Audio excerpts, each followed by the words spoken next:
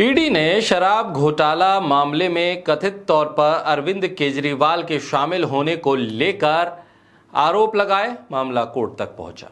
अरविंद केजरीवाल को एक के बाद एक समन भेजती रही ईडी और उसके बाद अरविंद केजरीवाल ने समन को कई बार गैर कानूनी बताया, कई बार कोई और वजह से वो नहीं पहुंचे। आखिरकार अरविंद केजरीवाल को गिरफ्तार कर लिया गया। लोकसभा चुनाव की सरगर्मियां अचानक से बढ़ गईं। गिरफ्तारी के बाद से लगातार चर्चा होने लगी कि आखिर ये गिरफ्तारी लोकसभा चुनाव के वक्त क्यों हुई। लेकिन जब केजरीवाल की याचिका पर सुनवाई के दौरान दिल्ली हाई कोर्ट ईडी से उसने पूछा कि आखिर वो इतने समय तक समन भेज रही थी और केजरीवाल पेश नहीं हो रहे थे, तो उन्हें गिरफ्तार करने से कौन रोक रहा था? आखिर चुनाव के वक्त ही क्यों गिरफ्तार किया गया? हाई कोर्ट का इतना कहना था कि ईडी पहुंच गई केजरीवाल के घर और उसी दिन 21/5 को केजरीवाल को गिरफ्तार कर लिया। लेकिन अब सुप्रीम कोर्ट ने यह कहते हुए केजरीवाल को अंतरिम जमानत दे दी कि चुनाव प्रचार का वक्त है, तो केजरीवाल को भी अधिकार है कि वो अपना एजेंडा मतदाताओं को बता सकें। ऐसे में सुप्रीम कोर्ट ने दलीलों को सुना, ईडी की दलीलों को भी सुना और केजरीवाल के वकीलों की दलीलों को भी सुना, और सुप्रीम कोर्ट ने एक फैसला दे दिया कि केजरीवाल 1 जून तक जमानत पर रहेंगे 21 दिन के लिए, और उसके बाद 2 जून को सरेंडर करेंगे, चुनाव प्रचार कर सकते हैं। सुप्रीम कोर्ट का यह फैसला आ गया और सुप्रीम कोर्ट का यह फैसला आते ही एक गिरोह बहुत तेजी के साथ सोशल मीडिया पर एक्टिव हो गया, जो सुप्रीम कोर्ट को ही अपमानित करने लगा। सुप्रीम कोर्ट के फैसले की आलोचना इस हद तक करने लगा कि वो सुप्रीम कोर्ट की अवहेलना करता हुआ नजर आया। सुप्रीम कोर्ट को लेकर आपत्तिजनक टीका टिप्पणियां शुरू हो गई। सुप्रीम कोर्ट को लेकर एक पूरा गिरोह जो एक पॉलिटिकल पार्टी की लॉबी के तौर पर काम कर रहा था, ट्रोल के तौर पर काम कर रहा था, वो सुप्रीम कोर्ट से इस तरह से तू मैं करने लगा कि जैसे वो सुप्रीम कोर्ट से नहीं किसी राजनीतिक प्रतिद्वंदी से बहस कर रहा हो। सुप्रीम कोर्ट को ही कटघरे में खड़ा कर दिया। कमाल की बात तो यह है कि इस तरह के गिरोह के अधिकतर सदस्यों के अगर एक्स पर यानी ट्विटर पर जाकर उनके प्रोफाइल को देखेंगे तो उनके नाम के आगे लिखा है मोदी का परिवार। तो सुप्रीम कोर्ट के इस फैसले से सबसे ज्यादा अगर किसी को दिक्कत हुई तो वो है मोदी का परिवार वाले ये प्रोफाइल धारी लोग। न्याय अदालत का सम्मान करने की बड़ी बड़ी बातें यही लोग करते हैं जब फैसले उनके पक्ष में आ जाएं। किसी मंदिर को लेकर, किसी मस्जिद को लेकर, किसी मस्जिद को हटाने को लेकर, किसी मंदिर को बनाने को लेकर अगर फैसले आ जाएं, तब यही गिरोह कहता है न्याय का सम्मान होना चाहिए, देश की सर्वोच्च अदालत ने ऐसा कह दिया है, इसके आलोचना क्यों कर रहे हैं, इसके खिलाफ आलोचना नहीं होनी चाहिए। 370 से लेकर ट्रिपल तलाक तक के मामले अगर सुप्रीम कोर्ट पे तय हो जाएं तो फिर यही गिरोह कहता है कि आलोचना की जरूरत क्या है, आप अपमान कर रहे हैं सुप्रीम कोर्ट का, सुप्रीम कोर्ट की बात आखिरी है, इसे मानिए क्योंकि आपको सम्मान करना होगा। और यही वो गिरोह जिनके नाम के आगे, प्रोफाइल के आगे ब्रैकेट में मोदी का परिवार लिखा है, वो सुप्रीम कोर्ट की अपमानजनक टिप्पणियों के साथ अवहेलना करते हुए नजर आ रहे हैं इसी सोशल मीडिया पर। बड़ी बड़ी बातें बीजेपी के समर्थक करते हैं, लेकिन सुप्रीम कोर्ट पर आपत्तिजनक ट्वीट करने से ये लोग बाज नहीं आ रहे हैं, ना इन्हें कोई रोक रहा है। मोदी के परिवार का हिस्सा यानी कि खुद को मोदी का परिवार लिखने वाले ब्रैकेट में मेजर सुरेंद्र पुनिया कह रहे हैं कि किसानों को भी भाई अगर किसी मामले में सजा होती है तो वो उन्हें फसल और पानी ये सब करने के लिए उनको भी जमानत दे दी जाए। सुप्रीम कोर्ट के फैसले से इतने आहत हैं कि मानो केजरीवाल को नहीं छोड़ा है जमानत पर 21 दिन के लिए, सुप्रीम कोर्ट ने किसी बहुत बड़े आतंकी को छोड़ दिया।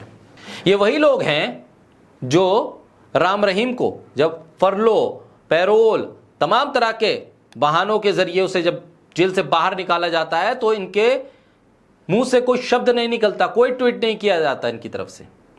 लेकिन जब एक राजनीतिक प्रतिद्वंदी को चुनाव के वक्त में बिना किसी ठोस आधार के जेल भेज दिया जाता है और उसको सुप्रीम कोर्ट जमानत दे दे, तो फिर सुप्रीम कोर्ट को भी कटघरे में खड़ा कर देते हैं ये लोग।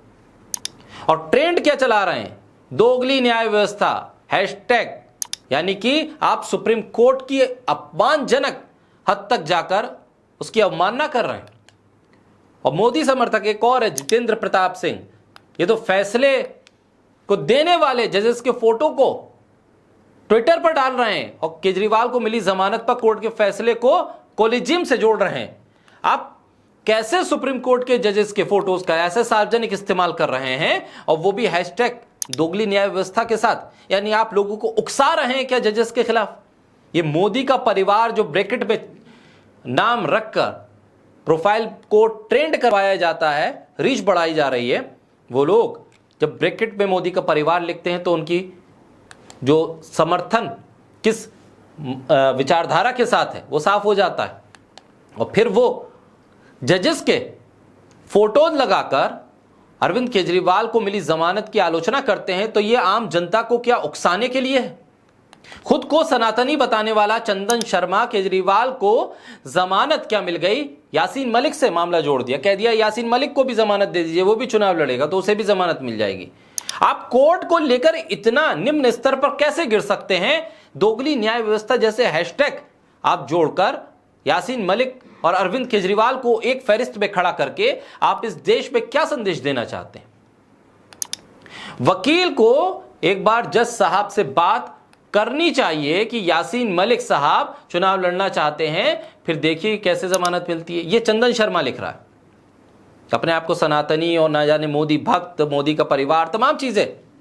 जयपुर डायलॉग, नूपुर शर्मा और अरविंद केजरीवाल के मामले को एक जगह खड़ा कर रहा है और कह रहा है कि सुप्रीम कोर्ट ने नूपुर शर्मा को लेकर ऐसा कहा, केजरीवाल को लेकर जमानत दे दी। अपमान कर रहा है सुप्रीम कोर्ट का ये जयपुर डायलॉग, अवमानना कर रहा है।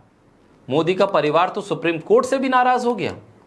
बीजेपी के प्रवक्ता अजय आलोक खुले तौर पर सुप्रीम कोर्ट का अपमान कर रहे हैं, खुलकर, और खुद को मोदी भक्त, मोदी परिवार बताने वाले अजय आलोक जैसे प्रवक्ता बीजेपी के सुप्रीम कोर्ट पर ऐसी टिप्पणी करेंगे? ऐसे निम्न स्तर की टिप्पणियां? गोदी एंकर बीजेपी के अघोषित प्रवक्ता अमन चोपड़ा अंबानी के चैनल नेटवर्क 18 पर तो केजरीवाल की जमानत से इतने दुखी हो गए कि केजरीवाल की जमानत को अमृतपाल से जोड़ दिया। कह दिया कि अब खालिस्तानी अमृतपाल को चुनाव लड़ने के लिए अंतरिम जमानत मिल जाएगी। अमृतपाल चुनाव लड़ना चाहता है इसलिए उसे चुनाव लड़ने दिया जाएगा, जमानत दे दी जाएगी। आखिर ऐसा मानसिक दिवालियापन सिर्फ इसलिए क्योंकि अरविंद केजरीवाल उस पार्टी के राजनीतिक विरोधी हैं जिसके ये लोग सब समर्थक हैं। यानी राजनीतिक मानसिकता इस हद तक हावी कर ली गई है कि दिवालियेपन के सीमा को भी लांघ गए ये तमाम लोग। ना कोर्ट का सम्मान है, ना न्याय व्यवस्था का सम्मान है, ना कानूनी जानकारी है। अरे ईडी के भी तो भारी भरकम वकील थे। अगर अरविंद केजरीवाल के वकीलों की दलील को माना गया है तो ईडी के वकील क्या कर रहे थे वहां? उनके वकीलों की तरफ से जो दलील दी गई वो मजबूत नहीं लगी सुप्रीम कोर्ट को, तभी तो फैसला आया है। और आपको इतनी चिंता है और इतनी आपको पीड़ा हो रही है तो आप पहुंचिए सुप्रीम कोर्ट और कहिए कि हम एक सामान्य नागरिक की हैसियत से अरविंद केजरीवाल की जमानत जो आपने दी है उसके खिलाफ आए हैं, जनता आई है, और दीजिए अपनी दलीलें। लेकिन नहीं, लड़ाई ट्विटर पर लड़ेंगे, सोशल मीडिया पर लड़ेंगे, क्योंकि वहां इनको शायद इस तरह के ट्वीट करने के पैसे मिलते हैं, रीच मिलती है और सोशल मीडिया पे कुछ अटेंशन मिलती है।